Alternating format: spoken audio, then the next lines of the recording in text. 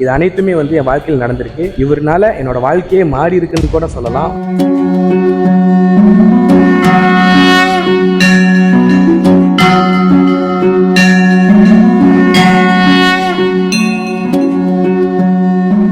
லாடாங் சுங்காரயா குவா லங்காவில இருக்கிற ஸ்ரீ ராஜமுனீஸ்வரர் ஆலயத்தில் இருக்கிற அனைத்து ஓவியங்களை பற்றி நான் பல கதைகள் பேசியிருக்கேன். இந்த ஓவியம் சில மாதங்களுக்கு முன்பு தான் ஆலயத்துக்கு வந்துச்சு. லங்காவில இருக்கிற பெரும்பாலும் மக்களுக்கு இந்த எல்லை கோயில தெரியும். லாடாங் சுங்காரயாக்கு நுழைவதற்கு முன்பே இருக்கிற எல்லை கோயில் 1972 ஒருவர் இந்த எல்லை கோயிலை தாண்டி போகும்போது முனீஸ்வரர் அவர் முன்னாடி தோன்றி ஒரு ஒளியை காமிக்கிறாரு. அந்த வெளிச்சம் அவர் மேல பட்டதுக்கு அப்புறம் என்ன ஏது அப்படின்னு அவர் சிந்திக்கிறது கூட நேரம் இல்லாம உடனடியா மருத்துவமனையில் தன்னோட மனைவியை போய் பார்க்க போகணுமே சொல்லிட்டு போயிட்டு இருக்காரு. ஏன்னா அவங்க மனைவி கர்ப்பமா இருந்து அவங்களோட பிரசவத்துக்காக போயிருந்தாங்க. அவர் மருத்துவமனையை போய் அடைஞ்சதுக்கு அப்புறம் டாக்டர் சொல்றாங்க உங்களுக்கு ஒரு ஆண் குழந்தை பிறந்திருக்கு.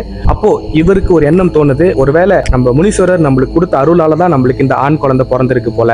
அன்று பிறந்த அந்த குழந்தையின் பெயர் திரு ராஜு. அவர் தான் இப்போது லாடாங் சுங்காரயா குவா லங்காவில இருக்கிற ஸ்ரீ ராஜமுனீஸ்வரர் ஆலயத்துல பண்டாரமாக இருக்கிறாரு. இவர் தான் திரு ராஜு. இந்த ஆலயத்தின் பண்டாரம் 1993 இருந்து இப்ப வரைக்கும் ஐயா பணி புரிஞ்சிட்டு வந்துட்டு இருக்காரு. எனக்கு நடந்த பல திருப்பங்களையும் நான் ஐயா கையை பிடிச்சிட்டு சொல்லணும்னு நினைக்கிறேன். அவர் எனக்காக கொடுத்த வாக்குகள், அவர் எனக்காக அளித்த ஆசிகள், இது அனைத்துமே என் வாழ்க்கையில் நடந்திருக்கு. இது அவரா சொன்னதில்ல, ஸ்ரீ ராஜமுனீஸ்வரர் அவர்கள் மூலமாக வந்த வார்த்தைகள் அப்படின்றத அடிக்கடி சொல்லுவாரு. இவர்னால என்னோட வாழ்க்கையே மாறி இருக்குன்னு கூட சொல்லலாம். வருஷம் என்னோட வருகை என்னோட சேர்ந்து என் குடும்பத்தாரோட சேர்ந்து நண்பர்களோட சேர்ந்து கண்டிப்பா இருக்கும் ஸ்ரீ ராஜமுனீஸ்வரர் ஆலயத்துல. இந்த விஷயங்கள் நடந்து பல வருடங்கள் ஆயிருந்துமே கூட இந்த கதையை அவருடைய தகப்பனார் அவர்கிட்ட சொல்லவே இல்லை. ஏன்னா அவர் இந்த கோயிலை கைப்பற்றும் போது நிறைய தடைகளை தாண்டி நிறைய பேச்சுவார்த்தைகளுக்கு ஆளாகி தன்னை தானே அர்ப்பணிச்சுக்கிட்டாருன்னு கூட சொல்லலாம். இப்போ இடப்பட்ட காலத்துல இந்த வருஷ காலத்துல தான் திரு ராஜு அவர்களுடைய தந்தை இந்த கதையை அவர்கிட்ட சொல்லியிருக்காரு. அதன் மூலமா தான் இந்த கதையும் மக்களுக்கு தெரியணும்னு சொல்லிட்டு இந்த கதை ஒரு புகைப்படமாக இங்க இருக்குது. ஸ்ரீ ராஜமுனீஸ்வரர் ஆலயத்துல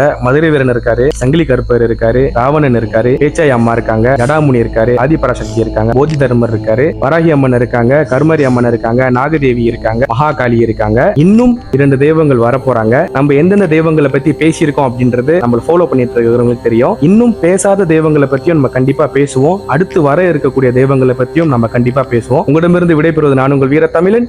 மீண்டும் சந்திப்போம்.